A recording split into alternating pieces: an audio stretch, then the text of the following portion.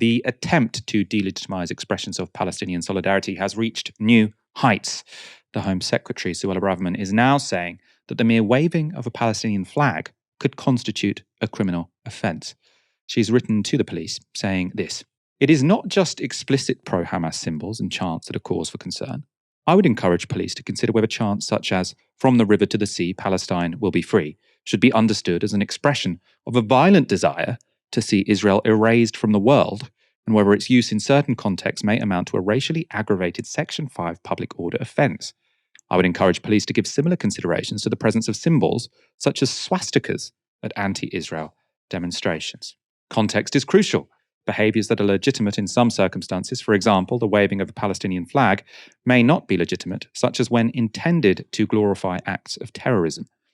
Nor is it acceptable to drive through Jewish neighbourhoods or single out Jewish members of the public to aggressively chant or wave pro-Palestinian symbols at.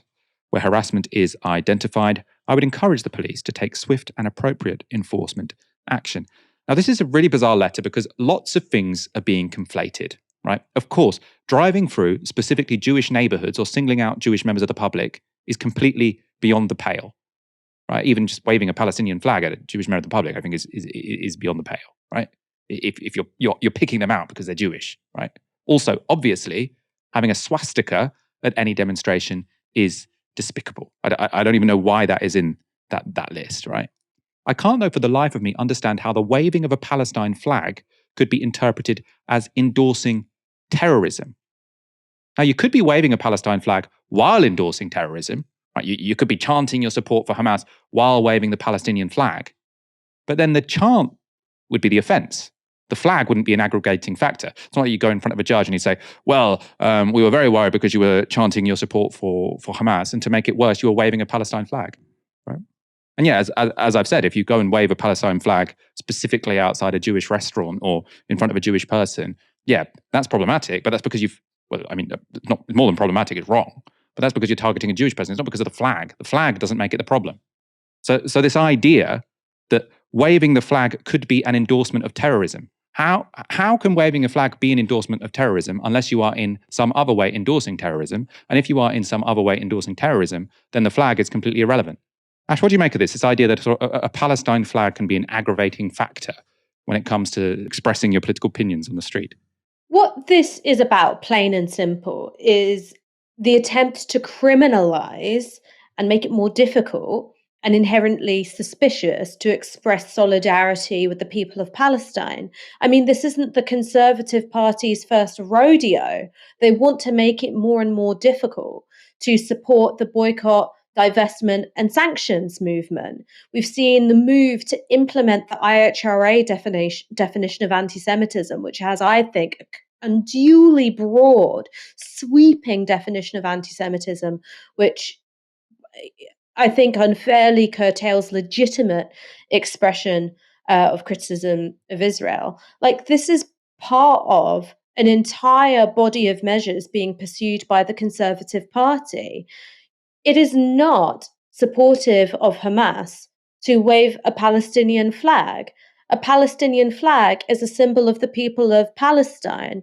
Not all of the people of Palestine are Hamas. Not all the people of Hamas are interchangeable with the people of Palestine. This is basic primary school level logic. But by casting suspicion and saying, okay, we're going to conflate Palestine with Hamas, it curtails the ability to exercise your political right to protest or express solidarity. Similarly, with the singling out of the slogan "From the river to the sea, Palestine will be free." This is something which is being, I think, misrepresented as a call for the elimination of Israel as a state or Jewish people from the land of historic Palestine, whereas Palestine, in terms of, a rapidly enclosed West Bank, and Gaza is between the river and the sea. That is Palestine. To talk about Palestine will be free, it is just as consistent with advocating a two-state solution and 1967 borders as it is being supportive of a one-state solution. What this is about cracking down on lawful legitimate, and peaceful expression. And because this is happening within a context where people are quite rightly so horrified by the atrocities committed over the weekend by Hamas, that it creates an acceptable political cover to do so. Again, there's so many similarities to what happened immediately following 9/11. There was a very rigidly enforced notion of what was acceptable, and the law followed through. It wasn't just about social norms.